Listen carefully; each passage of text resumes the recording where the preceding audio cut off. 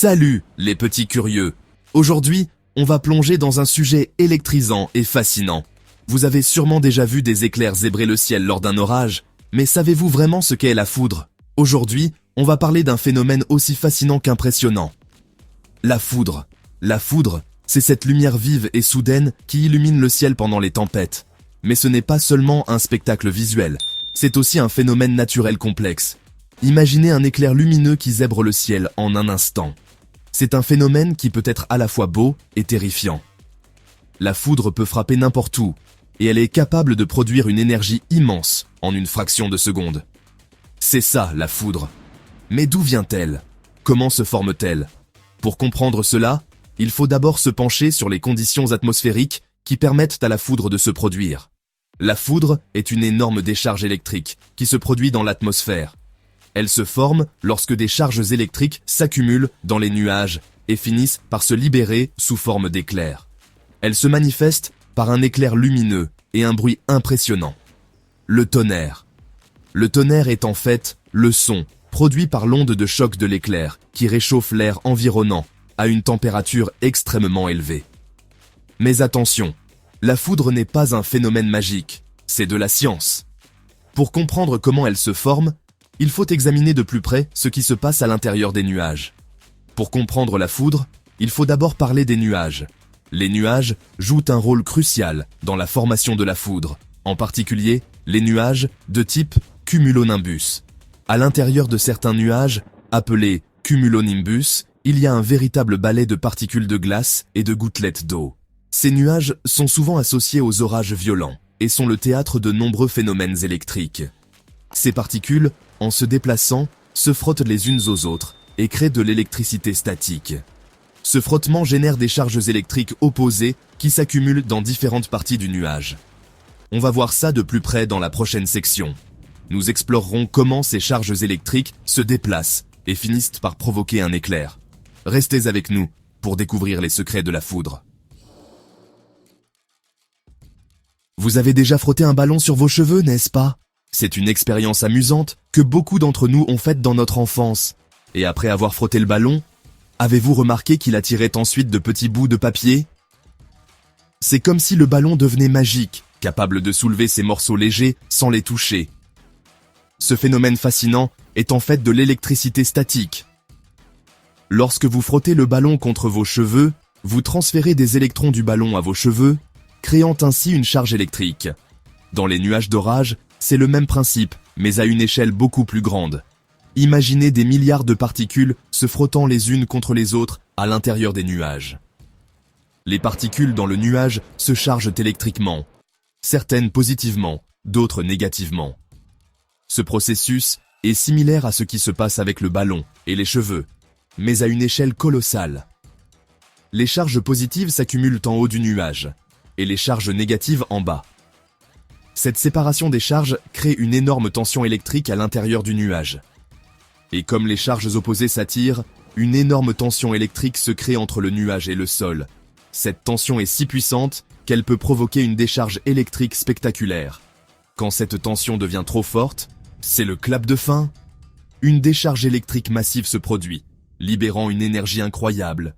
Un canal conducteur se forme dans l'air et zappe. La foudre éclate, illuminant le ciel d'une lumière éblouissante. Une énorme décharge électrique jaillit du nuage vers le sol. C'est la foudre. Ce phénomène naturel est à la fois magnifique et puissant, rappelant la force brute de la nature. Accrochez-vous bien, car la foudre, ce n'est pas rien.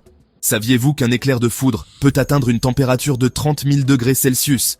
C'est 5 fois plus chaud que la surface du Soleil. Et ce n'est pas tout. La tension électrique d'un éclair de foudre peut atteindre des millions de volts. Imaginez un peu la puissance. C'est cette énergie colossale qui donne à la foudre son pouvoir destructeur. La foudre peut provoquer des incendies, faire exploser des arbres et même faire fondre le sable en verre. Impressionnant, n'est-ce pas? La foudre n'est pas seulement un phénomène spectaculaire, elle joue aussi un rôle important dans l'atmosphère. En effet, la chaleur intense générée par la foudre transforme l'air en un gaz chaud appelé plasma. Ce plasma, en se refroidissant, crée de l'ozone, un gaz qui nous protège des rayons ultraviolets du soleil. La foudre contribue donc à la protection de notre planète. C'est plutôt cool, non? Section 5. Mythes et réalités sur la foudre. Déconstruction des idées reçues. Il existe de nombreuses idées reçues sur la foudre. Par exemple, on dit souvent que la foudre ne frappe jamais 2 fois au même endroit. C'est faux. La foudre peut frapper plusieurs fois au même endroit, surtout s'il s'agit d'un point haut ou conducteur d'électricité. Autre idée reçue, se mettre sous un arbre pendant un orage est sans danger. Faux, archi faux. Les arbres attirent la foudre et peuvent s'enflammer. Mieux vaut s'éloigner des arbres et se mettre à l'abri dans un endroit sûr. La foudre est un phénomène naturel magnifique, mais il ne faut jamais oublier qu'elle représente un réel danger. Chaque année, des personnes sont victimes de la foudre. Heureusement, il existe des mesures de sécurité simples pour se protéger. Si vous êtes surpris par un orage, essayez de vous mettre à l'abri dans un bâtiment ou une voiture. Évitez les espaces ouverts, les points hauts et les cours d'eau. N'oubliez pas, mieux vaut prévenir que guérir. La foudre n'est pas répartie de manière uniforme sur notre planète. Certaines régions du monde sont plus touchées que d'autres. C'est le cas des zones tropicales et équatoriales, où la chaleur et l'humidité favorisent la formation d'orages. Le Venezuela, la République démocratique du Congo et le Brésil sont parmi les pays les plus foudroyés au monde. En France, ce sont les régions montagneuses, comme les Pyrénées et les Alpes, qui sont les plus exposées. La foudre est souvent associée aux orages, mais saviez-vous qu'elle peut aussi se produire lors d'autres phénomènes météorologiques? On a déjà observé des éclairs dans des ouragans, des tornades et même des éruptions volcaniques. La foudre joue un rôle complexe dans ces phénomènes. Par exemple, dans les ouragans, elle peut contribuer à intensifier les précipitations et les vents. La foudre est un phénomène fascinant qui a captivé l'humanité depuis des millénaires. Les éclairs, ces décharges électriques spectaculaires, illuminent le ciel et suscitent à la fois admiration et crainte.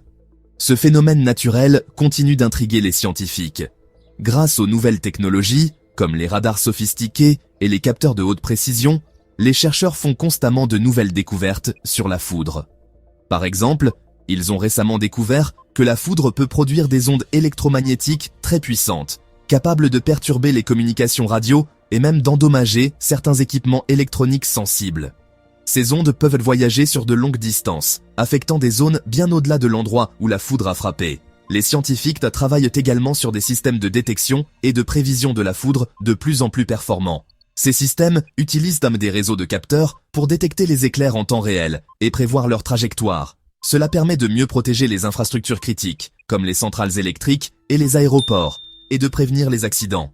En outre, ces recherches contribuent à une meilleure compréhension des orages et de leur dynamique. Les petits curieux, c'est tout pour aujourd'hui sur la foudre. J'espère que vous avez appris plein de choses et que vous regarderez les orages avec un œil nouveau. N'oubliez pas, la foudre est un phénomène naturel magnifique, mais il faut rester prudent et se protéger pendant les orages. Évitez de vous abriter sous les arbres et restez à l'intérieur autant que possible. À bientôt pour de nouvelles aventures scientifiques. Continuez à explorer le monde fascinant de la science et à poser des questions. La curiosité est le moteur de la découverte. Si vous avez aimé la vidéo, courez et abonnez-vous. Aimez, commentez et partagez avec les amateurs de documentaires. Rendez-vous dans le prochain.